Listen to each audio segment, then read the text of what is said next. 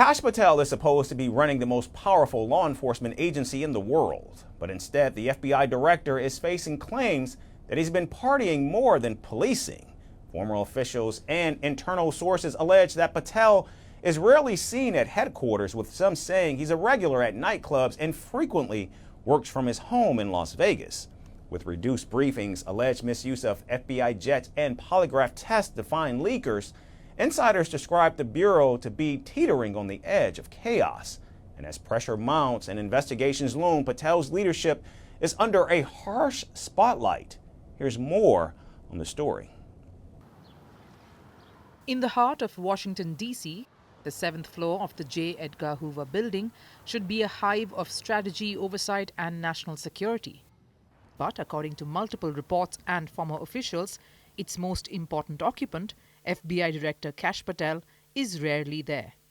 Instead, Patel has reportedly become a more familiar face on nightclub dance floors than in FBI briefings. Former FBI counterintelligence chief Frank Figliuzzi made the sensational claim during a recent segment on MSNBC's Morning Joe.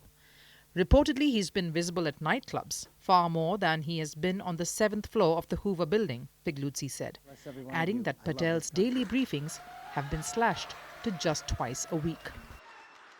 And the reduced visibility has not gone unnoticed. Inside sources, according to Figliuzzi, described the current atmosphere in the Bureau with a single word: chaos. People don't know what's happening from day to day. There's also been reporting, I believe, from the Wall Street Journal, the Washington Post, that Patel spent a lot of his time at his home in Las Vegas. He's been sort of working remotely for at least part of the week.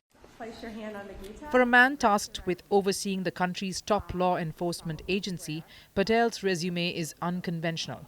A former public defender, he later served as a national security prosecutor and a senior advisor in Congress. In fact, before being tapped as the 9th director of the FBI, he founded the Kash Foundation and briefly served as deputy director of national intelligence. Yet the leap from advisor to FBI director has raised eyebrows, especially now as reports of irregular behavior grow. Figliuzzi called Patel's leadership style a blessing and a curse, pointing to his lack of hands-on involvement but also his lack of relevant experience. So this is both a blessing and a curse, because if he's really trying to run things without his experience, without any experience level, things could be bad. If he's not plugged in, things could be bad. But he's allowing agents to run things, so we don't know where this is going. Meanwhile, a different controversy is rapidly gaining altitude, literally. Patel is now under scrutiny for allegedly using FBI jets for personal travel. CBS News reports that Senate Democrats are pushing for a formal investigation. And the U.S. Government Accountability Office may soon probe how much these trips cost, their purpose, and whether Patel reimbursed the agency. But the turbulence doesn't end there.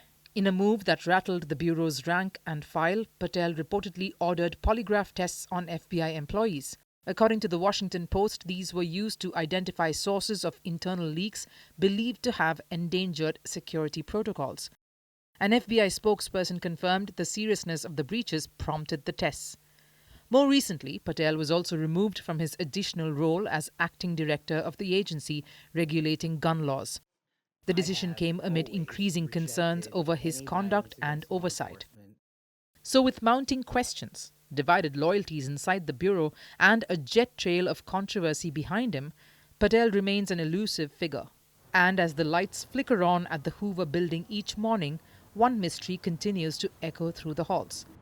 Is the director in charge or just out of town?